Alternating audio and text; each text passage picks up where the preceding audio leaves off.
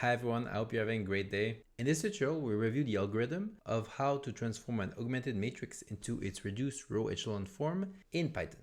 For the theory, I recommend this free book on GitHub. You can check it out. There's a great section on reduced row echelon form over there.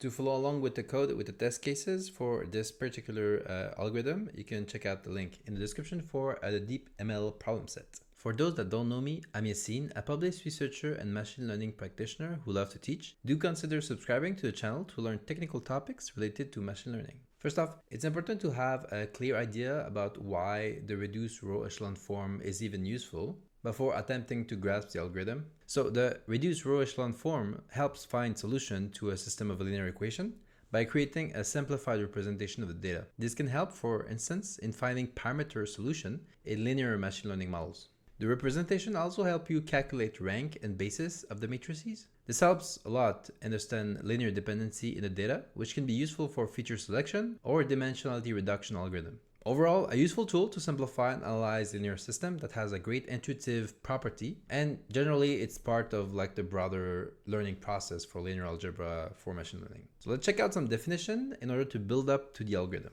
Okay, so let's start out by just going through row echelon form before we're gonna go to reduced row echelon form. Basically, we all start with a matrix like this, or even any shape of matrix.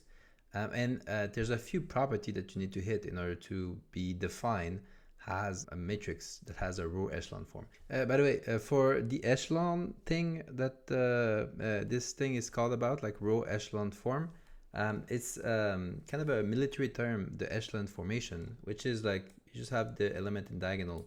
Now you take that, right, and then you just think about it as each of the element, the plane, being a pivot in this matrix, right? And each pivot, if you take a look at it, are kind of below the one above them. So our first criteria to have a matrix be a row echelon form matrix is that all 0 rows are at the bottom. So if we have 0 rows, they should be over here, right? So second criteria is that all leading entries, so we call them the pivot, right? Of all non-zero rows, so non-zeros, just don't think about them anymore, are on the left of all the row below them, or on the right of all the row above them, right? So if we look at this matrix, like this one is good, this one is also good, right? This one is at the left of it. Here we have nothing, so this is fine. Here we have that, and we have that over here. So is this in a row echelon form? No, right? Specifically because of this last one that we're gonna need to fix, right? Depending on the definition, some define it as like all of the pivot must be ones, others don't care. Yeah, that's this third criteria is a bit up in the air. There's many solutions because literally you could change any of the row and multiply it by a scalar and it still will be fine. So for the reduced row echelon form, it's kind of the same thing. So all 0 rows are at the bottom, so here we're good. Leading entry pivot of all non-zero rows on the left of all or below, we're good over here. For the reduced row echelon form, you have to have only ones. You cannot have like a 2 or like any scalar multiple of that. Each pivot column has 0 elsewhere. So if we look at the column, here you have a 1, so this is a pivot, and everything below is a 0, right? Here you have a 1, right? This is also a pivot. Everything below and at the top is also a 0. Here there's no pivot, the pivot is over there, and here there's no pivot. If there was a pivot, it should have been here. Otherwise, this whole thing is completely 0. And the reduced row echelon form has only one solution. That's the gist of it. So with this definition, we are able to transform this into a small recipe that we're going to code. So the first step is start with the leftmost column. So we're going to start here, right?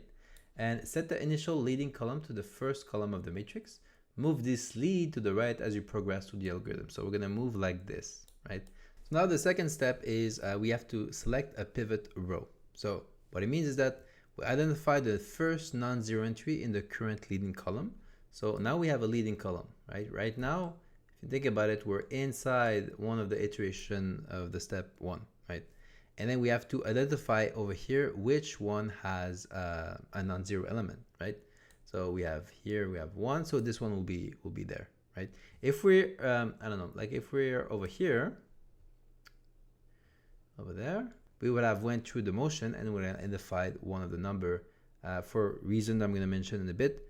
It's not going to be these two. It's going to be like this one over here that we're going to identify as our pivot. So here, if necessary, swap rows to bring the pivot into position to avoid having a 0 in the pivot position.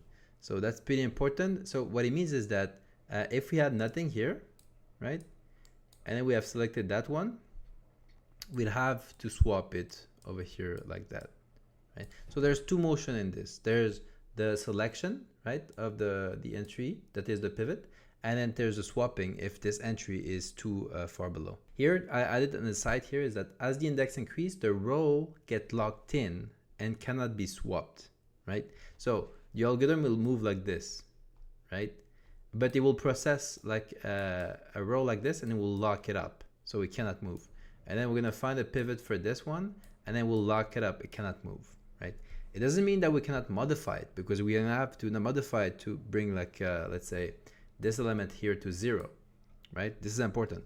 You cannot swap this, this row, but you can still modify it. Okay, step 3, once you identify the pivot, put it at the right spot, you're gonna scale the whole pivot row. Let's say, I don't know, we're here, right? You're over there. And then let's say you're in this column over here, you find your pivot here. You're gonna divide the entire pivot row by the pivot value to make the leading entry equal to 1. And then we have a nice formula, which is like the whole row divided by the value of the pivot. So in this case, it's gonna be the whole row divided by -1. This will bring it to 1, and then this one will bring it to 4. Last real step here is that we're gonna eliminate everything above and below the pivot, right? So we're gonna subtract multiple of the pivot row from all the other rows to create zeros in the rest of the pivot column. This ensures the pivot is the only non-zero entry in this column. So if we take this one should be a 1 now, right? Because we just modified it before. This one should be a 4 over here, right? And then the formula is this. So for everything here, except the row that we are in, we're gonna do the value of the row, right? We're gonna do the whole value of the row minus the value of this full row, right?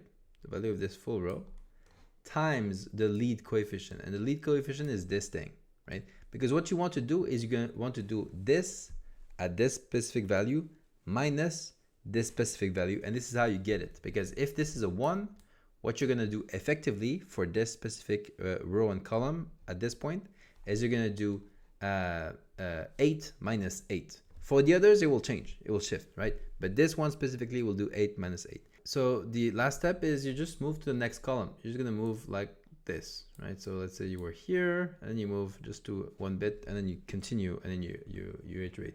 Another important point is that you have to somewhat like lock these rows as you process them, right? As soon as you process a row, you have to lock it so that you don't go and swap them in the next step. And that's pretty much it. So let's get to coding that now. Okay, so here we are. Just an aside, you can check out the link in the description to go into the nice website to be able to implement these. And I have test cases that you can run. So let's say here, I run the code. I'm going to get a bunch of tests, right, that are already preset for me so that I can like check out how garbage my algorithm is. Check it out. Very useful to drill a bit like your linear algebra, machine learning kind of algorithm. So the first thing I'm going to do here is just some kind of boilerplate to start. If you look here, the matrix is a bunch of integer, right? And then the output is a bunch of float. So we're gonna run into some trouble later on. I know this because I did it on a live stream last weekend. So I'm just doing this manipulation so that we only deal with floats. Now at this point, we have a matrix of floating point number, and we have a bunch of rows, and we have a bunch of column. Let's get these out so that we can prepare ourselves for our algorithm. Put the colon here, and I'm gonna get this from my matrix shape. And I need to store my locked rows somewhere, right? So this is for step 2. Okay, so if you remember, the first step is to iterate over the column starting from the left. So that bit over here, right? So remember, we're gonna start here, and then we're gonna iterate over there until we're there. So basically we start at 0, and then we iterate until call len, right? -1. So this thing over here that I took. So here for call at I in, call at I in range, call len, and then we're gonna do something. But here, this is it. Like that's step 1, right? Step 1, we're done. We just need to iterate over there. So this will be the main flow of our algorithm. So step 2, I will call it step 2A because there's 2 things we need to do. The first thing that we need to do is select the pivot row. So if you remember here, 2 step. First one, identify the first non-zero entry in the current leading column. First step. And the second step is what? So this is the like 2A, right? This is this. 2B is to do the swapping, right? That's what we're gonna do here. So how we're gonna actually go and then do the checking? We're just gonna iterate over the rows, starting from this first indices to the last one. And don't forget, we're not gonna go into the locked rows. So pivot row I equal, let's say it's equal to -1, right? Just so that we have a value that tells us if we did absolutely nothing in there. Then we're gonna go for row I in range row len. First thing we check, so if row at I is in our locked rows, right? Like this thing that we set up over here, our locked rows, we're just gonna skip it, right? So here, skip this row value because we are going to throw it out anyway. So we cannot take this one. We're gonna have to pass, because remember the step after that, the 4th step, is we're gonna like eliminate everything above and below. So how do we do that? We just continue. Then we're gonna check if the current element is non-zero, right? So basically, if matrix at row I call I is not equal to 0. If it is, what we're going to do is we're going to do pivot row I equal to that element. So matrix row I call at I. And we're going to just break out of here, right? So at this point, after this nice for loop over here, the pivot row will be, we know the indices of the pivot row I, right? So we know the indices of that pivot row. Now, if pivot row at I at this point is equal to -1, what do? We just need to continue the whole loop. So effectively, we just go back here. It doesn't matter. It's all zeros down. So basically, it will be like this example. We went like this, and then like these two were part of the locked rows, right? We check this one, we can use it. We check this one, can use it. So what do? We just don't do step 3, 4, 5. It will be a waste of time. We just exit and get out of here. So a whole bunch of setup, but now at this point, we should be good. Next up is step 2B. If you remember, we need to bring the pivot row to the next locked row indices. What does it mean, right? We're gonna lock row 1 by 1, right? So it means that like whatever this row pivot row that we found, it need to be at the next spot for the locked row. That's kind of what it is, right? Because we're never gonna lock row in like a random order. It will always be in decreasing order like this, or 0, 1, 2, and then go like that. So it means that like if the pivot row is different from the next indices like this, we just need to swap them. Otherwise, we don't swap them, and we just use it. So in this case, our next pivot row I, we're gonna get it from this little formula. So we get like whatever is in locked rows -1, and we add to it +1, right? Only if the length of the locked row is not equal to 0. Otherwise, what do? We're just gonna set it to 0. That's how we set up our next pivot row I, right? So this we'll use it to do our comparison. So our comparison is if the pivot row at I is not equal to the next pivot row at I, what do? We're gonna have to swap them. There's this little clever trick here with NumPy that we can use. Pivot row at I, and we can put that equal to this one.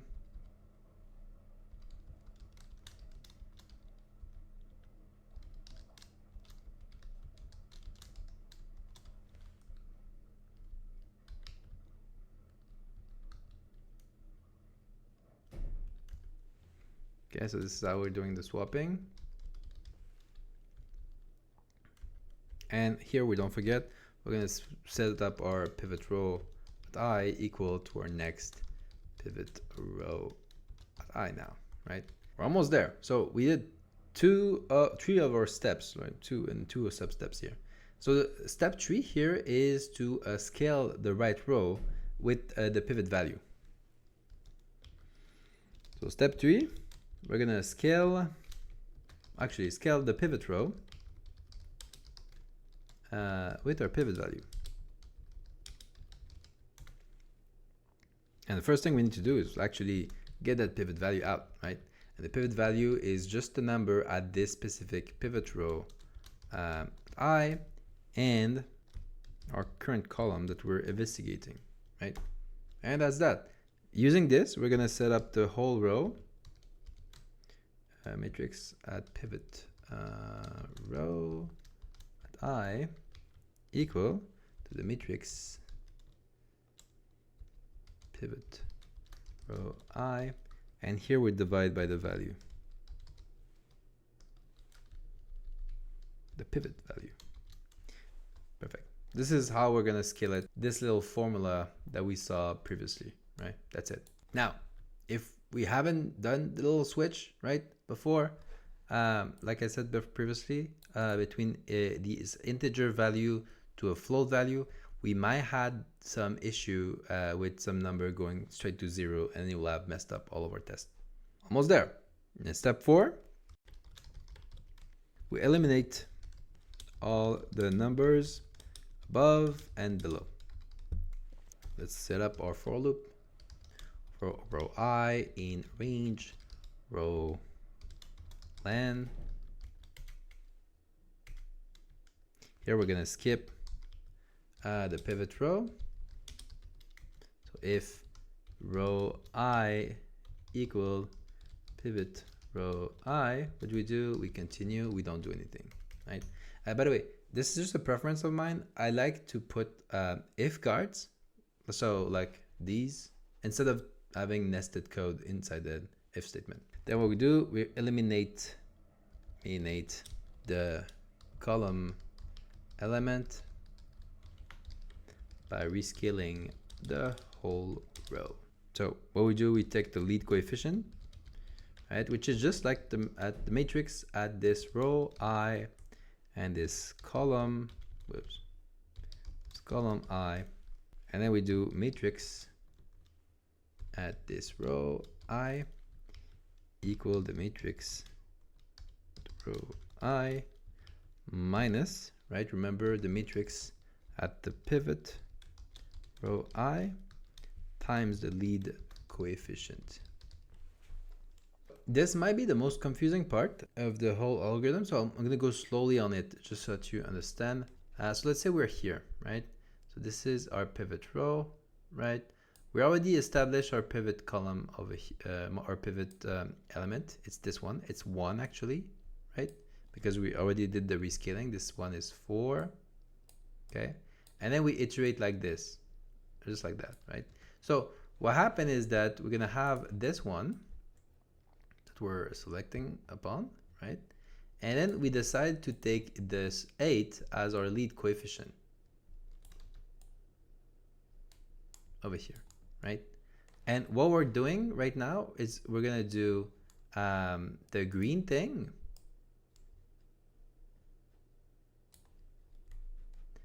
minus the whole yellow thing scaled up by the lead coefficient. So what it would do, the lead coefficient is still here, right? And at this spot, what we have is our little 1, right? And this one is at 8 at the moment. It's at 8 over here still. So for this specific element, we're going to get 8 minus 8, which is equal to 0. What will happen to the rest? It kind of doesn't matter, right? So like all of the element over here at this point should anyway be 0. It doesn't matter, right? You already kind of like eliminated them. Every element over there, it doesn't matter because you're gonna also eliminate any like remainder thing that you did over here. So even if this one's a 4, right, and this one's a 5, you're gonna do what? You're gonna do 5 minus 4 times 8, which is 32 here, right? So 5 minus 32, which is equal to minus 27. But at this point, it's fine because like you're gonna eliminate this one, you're gonna zero it out, you're gonna zero this one out, you're gonna zero this one out too. So you're good. Once you're gonna move to that column, you're gonna take care of it, right? It doesn't matter. It's gonna be like a 1 over here, minus, you're gonna have like a 1 here. You're gonna do times minus 27, right? And you're gonna remove it from existence. So that's the algorithm here. We should be good just with that. We should be all fine. And now we're ready for the very last step. So that's our step 5. And the step 5 is to prepare to move to the next column, right? So how do we prepare to the move? The for loop will do it for us. But honestly, we just need to take our current indices that we did, and then we just put it into our locked rows over here. We should be good to go. And at the end, return the matrices, and it should be good. Thinking about it here, you don't really need to do any of this, right? You can just keep track of the row that you're at based on the column indices that you have been exhausting. It doesn't really matter here. I found it like this way. It's a bit easier to understand for me, but if I was to refactor it, I might remove this locked row completely. Okay, so we got it right. There's one mistake I did though over here. Check if the current element is non-zero. I was literally getting the element of the matrix. So this one, this is not what you should do. You're gonna get an index out of bound error. So you should just set like the pivot row I to the row I, this index that you're in. You're gonna break from here, so you're gonna break here, and then you're still gonna stay in this outer for loop, and you're gonna go down, and then you're gonna still check the pivot row and still use it as an index down the line here. And that's it. So if we recap and we take it from the top, some setup here for our matrix so that it's in the float. We get the rows, the locked rows, we create the array. And then our step 1 is just we iterate over the column, right, from the left. Step 2a, we select the pivot row that we need. How we select it is this way. So if the row is in locked row, we just don't care about this value. If the value is not 0, then we take it and then we get out. If the pivot row was not set, so there's only zeros, we get out of this column, it doesn't matter. Step 2, we do our swap if we need to, right? So if the pivot row and the next pivot row are not the same, we're going to swap the element. Otherwise, we're fine. It's at the right spot. We're doing a swap like this. After that, in step 3, we're going to scale the pivot row. So we scale it up just like this. We take the matrix at this pivot row and this column indices. This is our pivot value. I'm going to divide the whole thing by that. And in step 4, we eliminate all the numbers above and below this element. We're just going to go iteratively one row by the time. And then we have to do the manipulation of the full row. except if we're at the pivot row. This we don't do anything. We limit the element by rescaling the whole row, right? We take the lead coefficient like I showed, and then we're gonna take it and then multiply by the current pivot row, and we're gonna remove that from the current row. And then we're gonna assign it. Finally, we're gonna just get prepared to move to the next column. In this project implementation, there's concept of locked rows, but you can also do it just with indices. And we're done. So I hope this was useful. Don't forget to like if it was the case, and see you all in the next video.